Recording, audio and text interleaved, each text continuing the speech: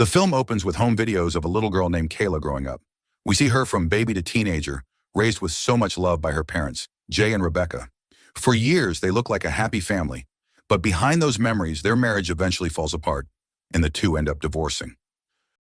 By the time Kayla turns 15, everything has changed.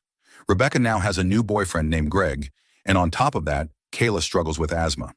One cold winter day, Rebecca and Kayla drive Greg to the airport for a business trip out of town. Bye. Bye, Kayla.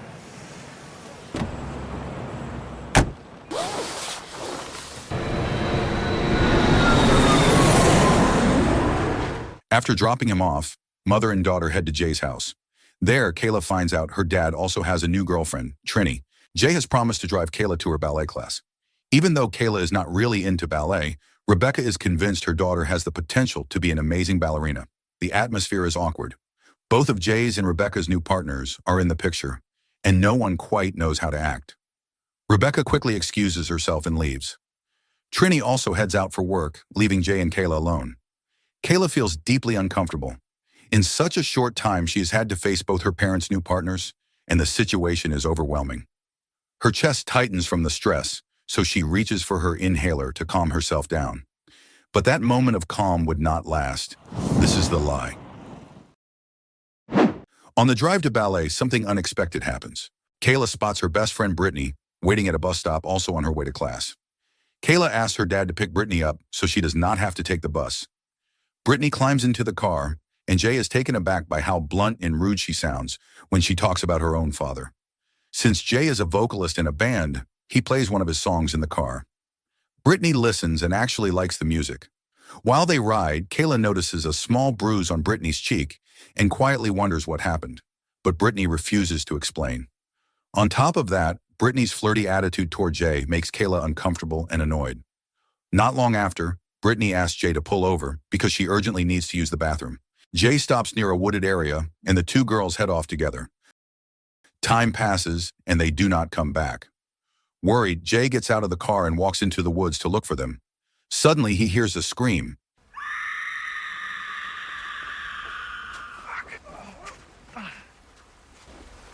Kayla! Kayla! He runs toward the sound and finds Kayla sitting on the railing of a bridge, frozen in shock, staring blankly ahead. Jay rushes over and pulls his daughter down from the edge, terrified of what she might do in her panicked state. When he asks where Brittany is, Kayla is unable to answer. Then Jay spots Brittany's pink bag lying by the edge of the river below.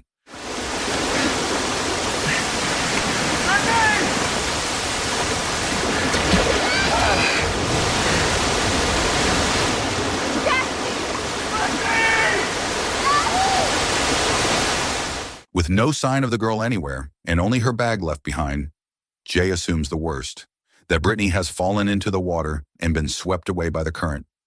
Panic sets in as he realizes her body is nowhere to be seen. Kayla finally admits what happened. She tells her father that she and Brittany had been arguing because she could not stand Brittany's attitude. Things escalated, tempers flared, and in the heat of the moment, she accidentally pushed Brittany into the river. Still in shock, Jay immediately tells Kayla to duck when a truck passes by, hoping no one sees them near the scene. Once the road is clear, Jay rushes her away and drives straight to Rebecca's office. His plan is to tell her the truth, but as soon as he arrives, Rebecca is already angry, assuming Jay failed to take Kayla to ballet class. Seeing that tension, Jay decides to keep quiet. God damn it, Should hold have on. chopped her off myself. Just hold on a minute. She needs to be there. I'm serious, we have to talk. She's nothing but a spoiled little brat because you let her get away with everything. Okay, you're right. I'll take her on the retreat. Kayla! When they get back to Rebecca's house, Kayla is overwhelmed. She vomits from panic, made worse by losing her inhaler. After calming her down with asthma medication and sending her to take a shower, Kayla finally breaks down and tells her mother everything. Rebecca is stunned. Any parent would be. Her daughter has just been involved in what looks like the death of another child. That night, Jay and Rebecca sit together, trying to figure out what to do next. Jay suggests hiring a skilled lawyer to protect Kayla, especially since she is still a minor. But Rebecca knows it is not that simple. In the eyes of the law, Kayla pushing Brittany would be seen as an act that caused someone's death. She fears Kayla would be labeled a murderer. Rebecca also blames Jay for not staying with the girls in the woods. In her panic, she even considers searching the riverbank herself, clinging to the desperate hope that Brittany might still be alive. Jay stops her. From the height of the fall, he believes Brittany would not have survived. Even if she was alive for a moment, the freezing water and strong current would have taken her under. Jay reminds Rebecca that they need to work together. No matter what, they have to protect Kayla. He believes the fall was an accident, and since no one else saw what happened, maybe they still have a chance to shield her.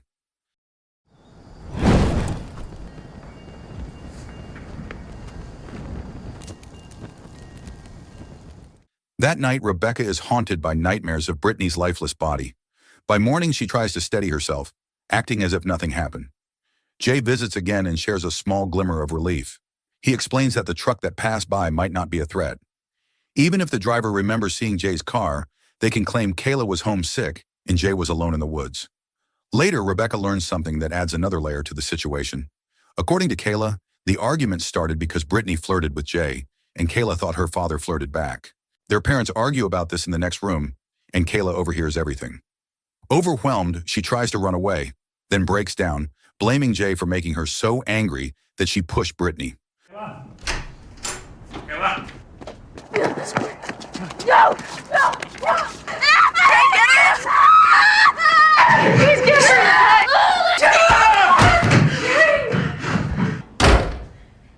For a brief moment, Jay loses his temper too.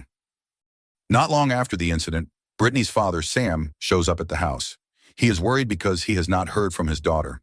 Over time, we learn more about him. Sam is divorced and raising Brittany on his own, but he struggles as a parent. They argue often, and Brittany has run away from home more than once because she cannot stand being there. The bruise on her face, the one Kayla noticed earlier, came from one of those arguments where Brittany slipped and fell. It was not from being hit, but Sam still carries guilt for letting her take the bus alone that day. He asked to speak with Kayla, hoping she might know where Brittany is. Rebecca quickly lies, saying Kayla went to the hospital with Jay because she was not feeling well. Sam leaves his phone number and begs Rebecca to have Kayla call him when she gets home. As soon as he leaves, Rebecca breaks down, overwhelmed by fear and guilt. After several missed calls from Sam, Rebecca urges Kayla to call him back and pretends she knows nothing. But Kayla acts strangely calm. She sits on the couch watching cartoons and laughing, as if she has forgotten everything. She refuses to call him, which unsettles Rebecca even more. Jay arrives shortly after. Rebecca explains that Sam came looking for Brittany, and Jay decides the safest move is to take Kayla away for a few days. A hotel, someplace quiet, while they figure out how to cover up what they believe is Brittany's death. But before they can leave, Sam returns. He is frustrated and suspicious, especially since his calls have been ignored. Jay and Rebecca quickly lie again, telling him Kayla is still in the hospital, hoping to keep him away from her. Their plan backfires when Kayla suddenly walks out of the house. Sam immediately realizes something is wrong. Rebecca looks tense, Jay seems defensive, and now Kayla is clearly not at any hospital. Sam pushes past them, desperate for answers, and demands to know where Brittany is. Jay tries to hold him back, and in the chaos, Sam lashes out, punching Jay in the face, before storming off, vowing to call the police. I'm going to the police. Get in the house. Afterward, as Rebecca tends to Jay's injury, they share a quiet moment, a brief reminder of the closeness they once had. Jay then suggests using Brittany's bruise to frame Sam if he reports them. Rebecca hesitates. Her conscience is screaming that Sam is not the villain here. The idea of accusing a grieving father of harming his own daughter sickens her. But in the end, her instinct to protect Kayla overpowers everything else. Desperate and conflicted, Rebecca goes to someone she knows she can trust, a detective she is acquainted with, Detective Kenji. She reports Brittany missing and claims it has been about 24 hours. She also tells Kenji that Sam showed up acting strangely and frightened her. She even goes as far as suggesting that Sam has been abusive toward Brittany. Back at Jay's place, he sits beside Kayla, who is quietly keeping to herself. He reminds her that she needs to follow everything he and Rebecca say from now on. In his mind, it is the only way to protect her. But underneath all the fear, Kayla has her own hidden feelings. She has always been jealous of Brittany, who is popular at school and constantly admired by boys. Kayla, on the other hand, feels invisible. Soon after, Detective Kenji arrives to question Kayla. She asks about Brittany's bruise and when the two of them last met. Kayla confirms the bruise on Brittany's right jaw and says they had last seen each other about 2 days earlier. Then she goes further.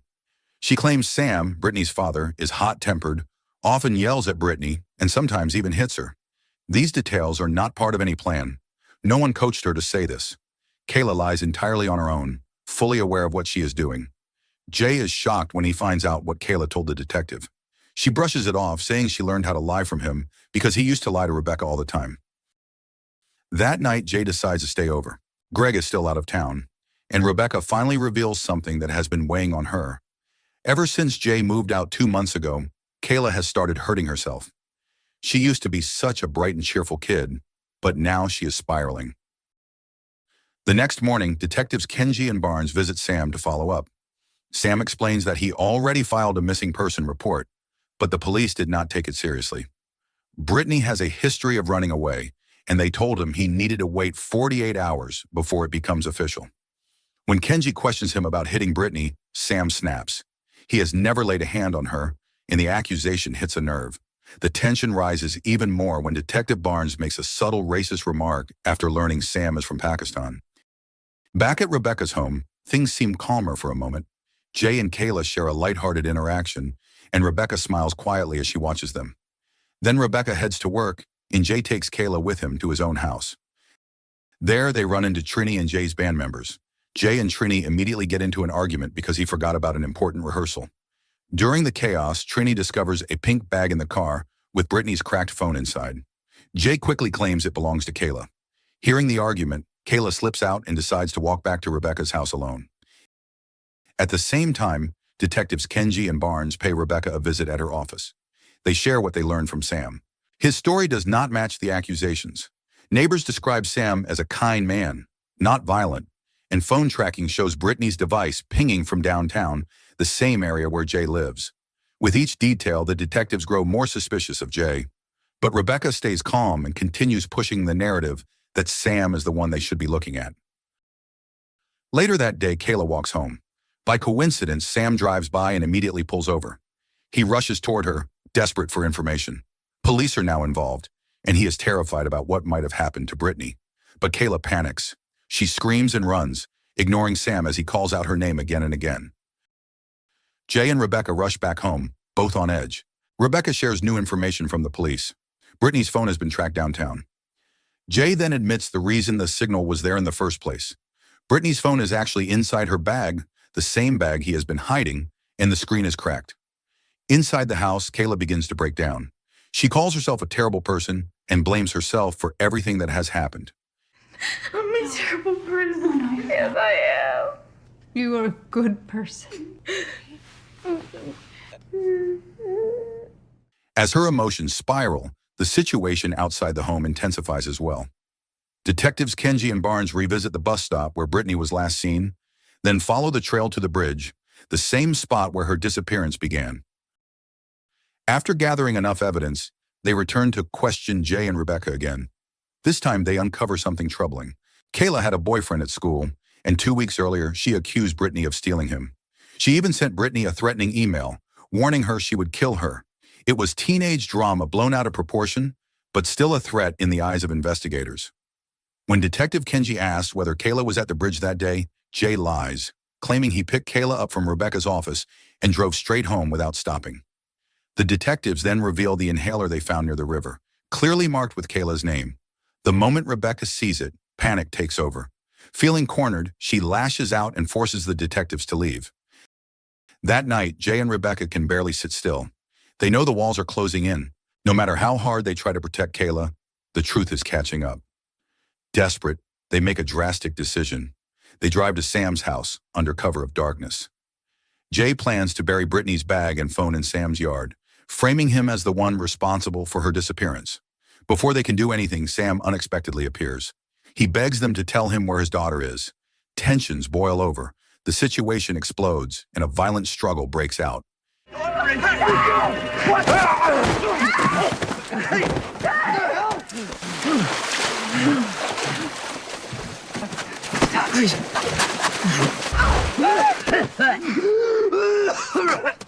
In a moment of blind panic, Jay forces Sam's head underwater in the freezing lake, nearly drowning him. Sam gasps out his final belief. Brittany did not vanish. Kayla killed her. Jay releases him, and he and Rebecca rush back to their car. but Sam stumbles into the road trying to block them from leaving. Rebecca, trembling behind the wheel, makes a split-second decision. She hits the gas and runs him down. Sam is still alive at first, but Jay and Rebecca choose to leave him there until he dies. In their minds, this is the only way to silence Sam forever and protect their daughter. Please, help me.